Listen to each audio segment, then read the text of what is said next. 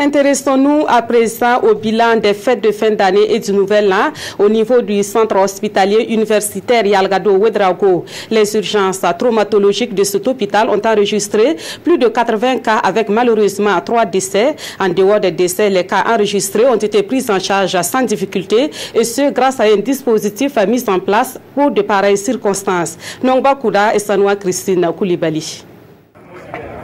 Urgence traumatologique du centre hospitalier universitaire Yalgado Ouedraogo. C'est un calme relatif qui règne ici en cette fin de matinée du 2 janvier. Une ambiance qui tranche avec celle du 31 décembre et du 1er janvier. Du 31 décembre 2017 au 1er janvier 2018, à 8 heures au plus tard, nous avons reçu 51 cas. À la date du 1er janvier 2018 jusqu'au 2 janvier à 8 heures, nous avons totalisé 33 patients. C'est tous les cas d'urgence possibles, mais c'est beaucoup plus les cas d'accident. Voilà, sinon on a tous les cas, tous les types d'urgences possibles que nous avons reçus. Les statistiques que je vous donne là, c'est au niveau de tous les services d'urgence.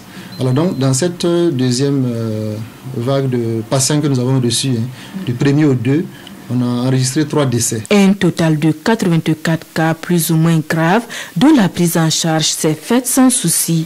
Alors, vous l'aurez constaté à l'analyse du bilan que j'ai fait, c'est-à-dire que les prises en charge ont été normales.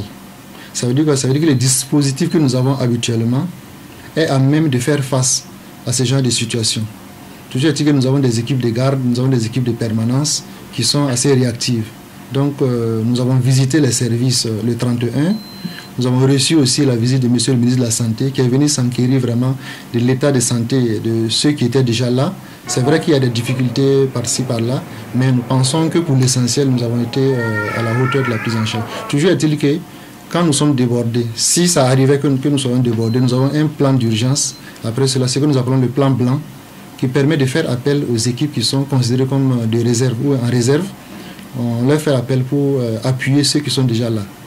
Mais dans l'ensemble, je pense que nous avons pu contenir les urgences qui sont venues à l'hôpital Yalgado. Malgré les campagnes de sensibilisation et l'interdiction d'importer et de commercialiser les pétards, ils ont encore fait des victimes. Selon les sources hospitalières, un jeune homme s'est vu amputer 3 de ses doigts du fait de ces explosifs.